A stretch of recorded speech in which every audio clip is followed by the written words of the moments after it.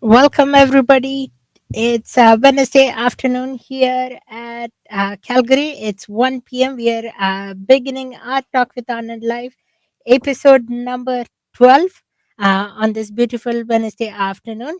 As always, I'll kick it start with traffic and a bit of weather update. And then, like I mentioned on my social media, Twitter mainly, and on YouTube, I have a special guest joining me today. He's a good friend of mine. I met him a couple of times in person at a couple of hockey events. And then now I asked him if he could join my show, and he said he would be thrilled to do so. So, before all that, let's do our usual stuff. Let me say, first of all, Twitter is open. So, if you want to ask us questions or if you want to say anything, Twitter line is open at CGY underscore Anand, or I'll give you our guest handle as well here shortly if you want to reach out to the guest. And then our YouTube live chat is also open at AU's vlog. So welcome everybody. Happy Wednesday. Let's kickstart with some weather traffic to begin with. Actually, we'll do that first. Nothing much going on. It's a smooth Wednesday afternoon drive, but I do see some slowdowns near Anderson Road, Southland Drive. This is on what road is this again? McLeod Trail. Some slowdowns there. I heard there was a collision in that area earlier. If that's gone, you can let us know certainly. And the rest of the drive looks smooth for your Wednesday afternoon. And now kicking back to weather. For weather wise, we have uh, mainly sunny conditions, 7 degrees right now, nice and warm. Wednesday, today we'll see a high of 7 degrees. And then tomorrow the snow comes in. We'll ask our guest shortly how he feels about the snow coming tomorrow. And then Friday is -1, Saturday is also -1, Sunday is 6 degrees, Monday is -2, and Tuesday is 3. So thank you to Google Maps and Environment Canada for giving us the weather for tonight or this afternoon. And now it is my pleasure to welcome our guest onto the show. Mike is joining us this afternoon on this Wednesday, beautiful afternoon. Mike, if you can hear us, go ahead and say a quick hello and thanks for joining me. Hi, Ananda. You're the man. Glad to have you, or glad that you have me here. I'm so thrilled to be here. Beautiful Wednesday. Love the traffic and weather updates, and looking forward to this. Yeah, so for those who don't know Mike, I said I first saw him, I don't know, it was a couple hockey weekends back, but recently I saw him at the Western Canada Showdown tournament. He is a broadcaster and he does play by play with HN Live. He was doing a couple of games over the weekend. That was a fun tournament. We'll talk a little bit about that. He's also a media guy for the Okotoks Oilers. If you know that team, I know something about that team because one of a few of my classmates did a project on the Orthodox Oilers. I think they were at Yes. one of the arenas filming the interview. I think with the head coach or something. You might know about it, Mike. But yeah, that happened over the weekend. So glad to have you on board. Thanks for joining us. So we'll start with Flames hockey. That's our main topic for tonight, and then we'll kick into smaller topics as we go. My first question for you: were you at the dome yesterday? I was. And did you see the game or not? Yeah, I was at the Saddle Dome yesterday. It was the first game I've been to this season where I had a ticket and I went in and watched the game. I had to leave a little bit early. I left early on in the third period because I had something else on later in the night. But it was fun to be back at the Saddle Dome. I love the Saddle Dome. It's my favorite arena in the NHL, favorite arena in the world. The Flames were not great when I was there. They Yeah. put up a lot. They put up a lot of shots after I left, but they, I think, at one point were being outshot like 24-10. It was pretty rough. I thought Huberdeau had a pretty rough night. I thought Vladar was pretty rough. I thought Wolf was okay when he came in. I've watched a lot of Dustin Wolf. He looked pretty good. He obviously led in a couple of goals, but I don't think either of them were really on him so much. They just kind of looked a little disjointed, and they didn't have a ton of energy. And you're going to have games like that. But the issue with the Flames, they've probably been having a bit too many of those games. But otherwise, just being at the Saddle Dome, I love it. I love being at the Saddle Dome for Flames games. It's so much fun. It's a great party. Yeah, same with you. It was my first regular season. I was back at the dome yesterday. I got in some cheap tickets. So I thought, why not? I took a friend of with me. Yeah, it was a fun game to watch. Pain definitely, as we know how the Flames perform against, you could say, the lower place teams, how they have struggled in the past. We'll talk about that. But yeah, I was at the dome. The only thing that would have entertained me was the Mike Vernon presentation at the beginning. And then, if you don't know Beasley, who does the PA announcing at the Saddle Dome, he's one of my instructors. So he kept me entertained for the show. So that was amazing. So we'll kickstart. I'll ask you a few player thought questions from yesterday. I know you already mentioned Huberdo, Dustin Wolf, and Dan Vladar. But we'll quickly go through the roster and you can maybe rate how they performed last night and what are your thoughts from them this season, if that's cool with you. Sure. So Yeah. we'll start with maybe number 28, Elias Lindholm. Right. Yeah. Well, Lindholm is one of those, pending UFAs they got. And, he has been real hit and miss. Like he started off pretty slow. He's come on a little bit lately. Didn't see anything from him last night. But, again, it was sort of one of those games where nobody was on.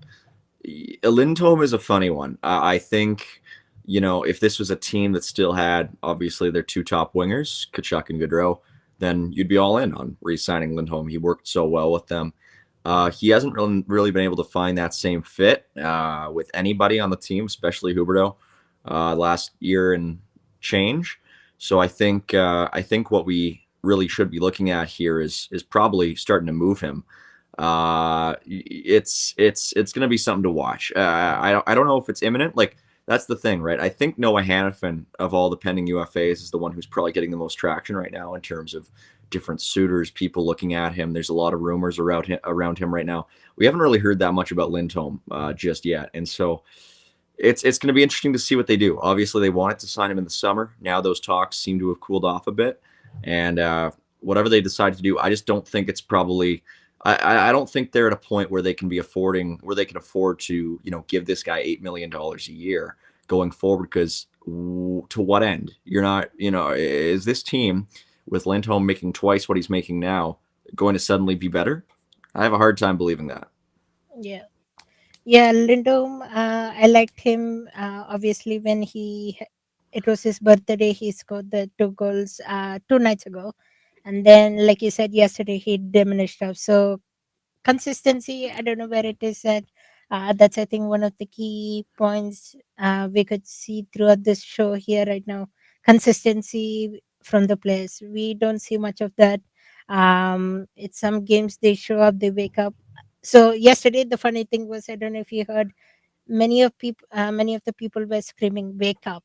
So that was one of the thing that was common at the Saddle Dome. um, just wake up, they couldn't get too offensive. They were giving breakaways, turnovers, which is not good at all right, my next player for you in question is number 55, Noah Hannafin. Yeah, so there's been a lot being said about Hannafin. Obviously, he's been bandied about in a lot of different trade, rumors. Of course, there was that rumor that he almost signed with the Flames about a month ago. Big extension that he would have signed, probably about 7-year, 8-year deal, a lot of money. But it just doesn't make a whole lot of sense to keep him. I mean, I guess of all the pending UFAs, he's the one who it theoretically would make the most sense to keep because he's the youngest. But even so, I don't think it makes a whole lot of sense. Now, you look at Noah Hannafin in isolation, and that's a player that pretty much everybody would want. He's 26. He skates well. He is a big guy who can hold his own at both ends of the ice. I mean, he has really developed, I think, from when he got to Calgary. He was a little bit lost as a player. He got to Calgary when I think he was 21, and had been in Carolina for 3 years, and he had been sort of pigeonholed into a role as being maybe more of a offensive guy when he hadn't really developed his defensive side. And I think he's done a really good job of that in the last 5 years. But even though I think we're at a point in this season where Hannafin is arguably one of their, I think, best players overall, I still don't think it makes a whole lot of sense to keep him. But we'll see what they end up doing. I mean, Arizona, Boston, New Jersey, those are teams that all make sense to me as teams that could use a guy like that. Yeah, I've been hearing a lot of Arizona Mhm. interest with Hannafin. And yeah, I could agree with you. Here is one coming from a YouTube live chat. Hannafin, Lindholm, Tanev are all amazing pieces, and if we can move them with some of our lesser pieces for draft capital and a prospect to a contender, I did accept for a full rebuild for 3 years. Yeah, definitely. Um, yeah, Tanev. Yeah, I want to talk about Tanev too. I don't know if you saw that the puck that he blocked with his face, and then he got 12 stitches, and then he comes back a couple days later on the ice skating already. What are your thoughts on Chris Tanev? Yeah, he is something. He is a real tough sob. He's a guy who just can't stop, won't stop diving in front of pucks, making sure that he's always doing his own defensively, pulling his own weight.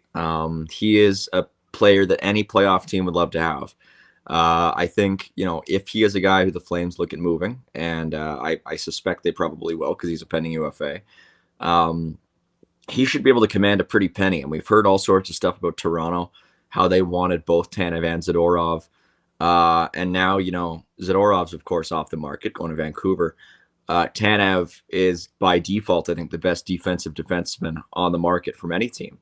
And, he just continues to show why. I wouldn't be surprised if that block shot with the face increased his trade value by another second round pick. I mean, he just does whatever it takes to win.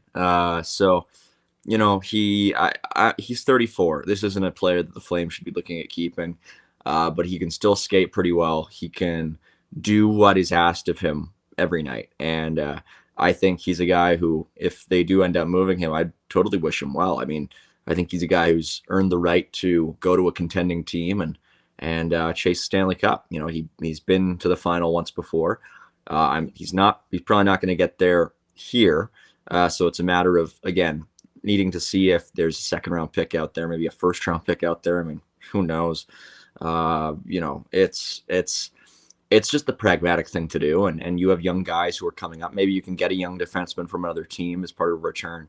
It's hard to say, but I think ultimately he is certainly doing himself and his team favors with the way that he's been playing. Yeah, fair enough. I was thinking about the next play to ask you, and thanks to Tuxedo who brought it up on the YouTube live chat. Dubé, Dylan Dubé, possibly needing a reset on a different team. We haven't seen much of him. I thought the Blasty jersey was a good charm for him, but that was designed before. But we haven't seen much of him. His play has slowed down. What are your thoughts on Dylan Dubé? Yeah, Dylan's been a disappointment for sure this year. He had a career year last year, but he scored a lot of goals near the end of the season, which is sometimes a red flag. It reminds me of when Joe Colborne had a big year with the Flames back in 2015-16, but he finished up with like 18 goals and he scored, I think, 10 of them in the last 2 months of the season when the Flames were pretty much already done. And Dubé was sort of similar last year. And this year he's coming out and he's not producing. He has been rough in his own zone. And that is sort of a through line that we've seen from him. Back when he was in junior, the big thing with Dubé that was always talked about was how responsible he was and how good a two-way player he was. And that just hasn't translated into the NHL at all. And, he had a rough game last night, a really rough game. It was one of his worst games of the season. It's tough. I mean, he's a restricted free agent at the end of the year. I think he will be hard pressed to get qualified as a restricted free agent because his current salary is north of 2 million, and to qualify him, you're going to have to offer him a 1 year deal at a little over 2 million. And I don't think the Flames want to pay him that. I don't know. It's hard to say. I mean, I'm sure there are people in the organization who value him very highly. He was a second round pick of this team back in 2016. He did have 18 goals a season ago, but I still don't think those 18 goals necessarily reflect the caliber of player he is. I think it was maybe a bit of an aberration. We had a lot of the Flames had a lot of guys at the end of last season who were on these really unusual hot streaks. I mean, we saw Walker Dewar score 7 goals in the last couple of months of the season. He's another guy who has really fallen off the map this year. So, with Dubé, it's just a matter of, I mean, I don't think they're gonna put him on waivers or anything like that. But I do wonder if he maybe gets looked at as maybe being included in a change of scenery trade at some point, because it's just not working here. And the one that keeps getting thrown around is maybe sending him to San Jose for Anthony Duclair. I think you'd probably have to add a draft pick to do that, and I don't really think the Flames are in a position to be giving up draft picks at this point. So Yeah. it's hard to say, but either way, it's just not going well for him. Yeah. I'm gonna quickly say this before we jump into our next question. Next question, I'll make it a little bit more light mooded, and then we'll come back to the little bit more heavy ones. For those who are watching us, watching this show, thanks for joining us once again. Twitter line is open at CGY_Anand. Mike is also available on Twitter, so if you want to ask him questions, Mighty Gold is his Twitter handle. So if you want to ask us any questions, YouTube live chat is open. AS vlog. We got a couple of good comments already. We were talking about. So Mike, another news that is being resurfacing on the social media is Oliver Shillington, Jacob Pelchier, and Kevin Rooney. All three of them were skating on the Saddle Dome yesterday morning with Michael Stone, who's of course retired right now. What are your key thoughts on those three players? Oliver Shillington. I haven't seen Oliver Shillington play though, because I'm a newer Flames fan. I've been only a Flames fan for about 2 years, so I haven't really seen him fully play. But I know Jacob Pelche was a big impact. He could be when he comes back in, maybe gets a line in with Huberdeau. He could maybe be that one rookie that can inspire Huberdeau to change positively. And then Kevin Rooney as well. I haven't seen much of him. So, what are your thoughts on those three Yeah, players potentially coming back? it's hard to say exactly what Shillington will be able to provide when he comes back because he just hasn't played in so long. Yeah, But it's a terrific story, and I'm so happy for him.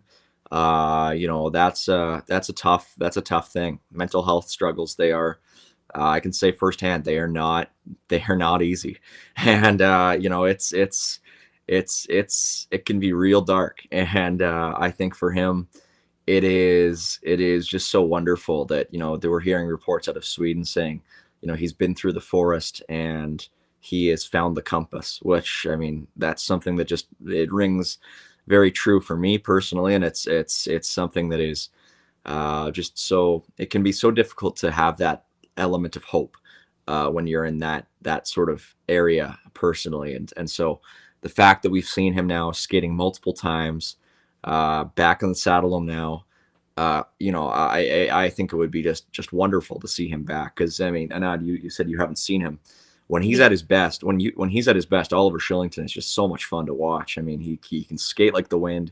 He's lanky. He's not a thick guy. He's not your prototypical defenseman. He's not the physical guy who you would expect, but he can really skate and he can really shoot the puck. And in terms of having a guy who can run a power play, that's Oliver Shillington. I mean, my goodness, he's terrific. He in that 21-22 season, he was just a total revelation, just a wonderful, wonderful player. And so, he's a guy who has, I don't know if you know this, but a very a roller coaster of a life story. And with his family back home, he comes from Eritrea.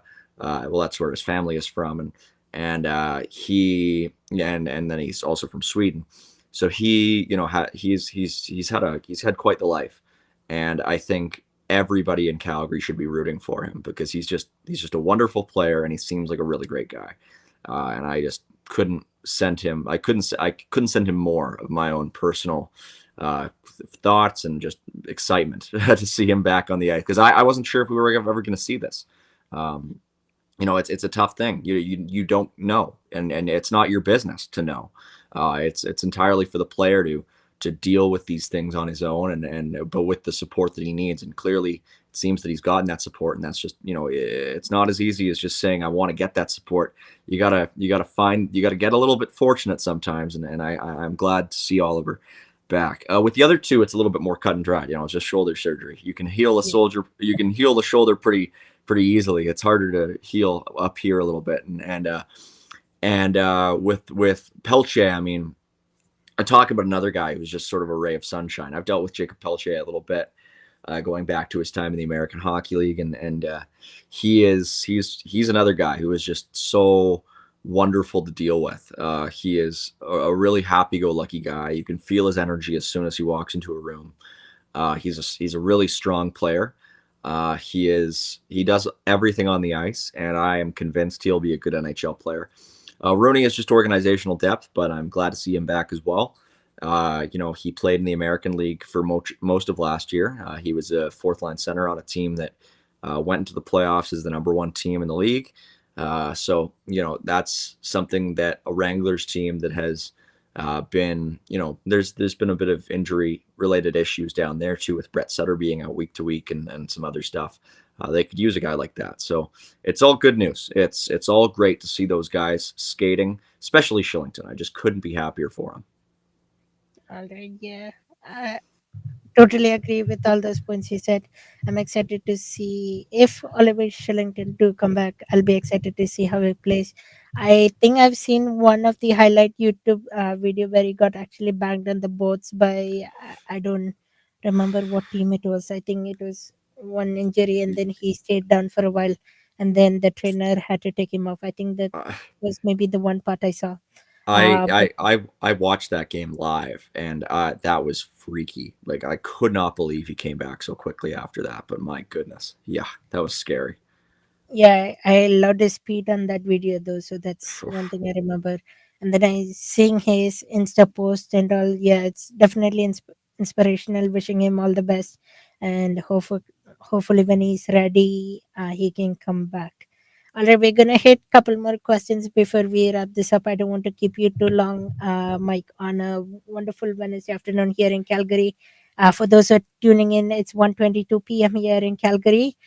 We are live with Mike, who's a broadcaster with HN Live, and with a media guy with the Okotok Soilers. So, Mike, power play. That's the struggles with the Flames power play. I don't know what's gonna take it for them to fix it.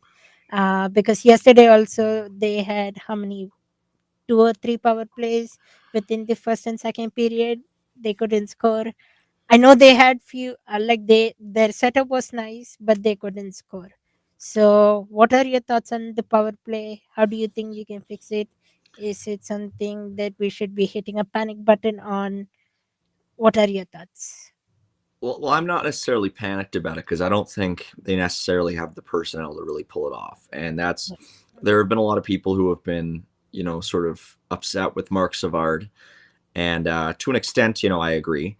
But at the same time, I don't know what he could really be doing differently. This is a team that has obviously Jonathan Huberdeau being a setup guy. I don't think his setups have really been on the mark a whole lot this season, but even so, who is he setting up? I guess Yegor Sharangovich, but that's not your prototypical power play number one finisher. That's a guy who you might expect to see on the second unit. Beyond that, I mean, Lindholm, Huberdeau's never had chemistry with Elias Lindholm, so I'm not, I wasn't expecting to see anything there.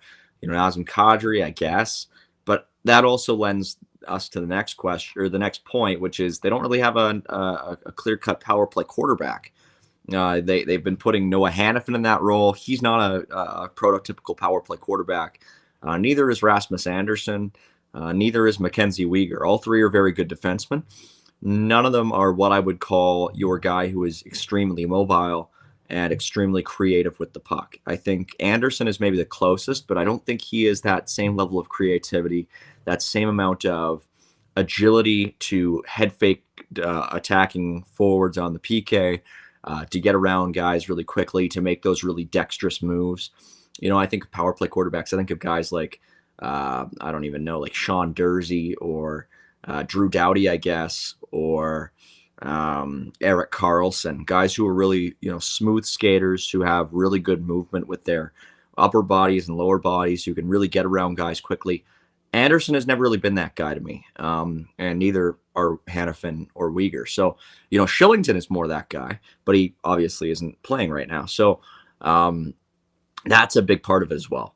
So I think most of anything, it comes just down to the personnel, and it sort of is what is also hampering them at even strength too. I mean, you have to remember this isn't just a power play issue. This is a full team issue. They're 24th in the league. That's what is going to happen with the team that's, not in the playoffs. They're not going to have a very good power play, and so I'm not too concerned about it just because I don't think it's the only problem. But I mean, on a micro sense, obviously it's got to be better. And it also just comes down to Jonathan Huberdeau's got to be better himself. So, and yeah, I see the comment about Etienne Morin could be that guy in the future. Sure, yeah, no problem. But obviously that's probably 2-3 years from now. And if you're looking at prospects, they gotta look at getting high draft picks because those are the guys who are going to be the personnel you need to run a power play and win it 5-on-5. Yeah, definitely. Yeah, personal issue with the power play definitely can be a good point to talk about. I have maybe one last question. We are hitting the 30-minute mark here, but Mac Coronato, I know he's fantastic with the Wranglers. Do you think so? Let's say we talked about Dubé, we talked about Lindholm, we talked about. Oh, we didn't talk about Manjapane though, the Breadman. We'll talk about him a bit here. But do you think maybe we could scratch one of them for a game, just for a game?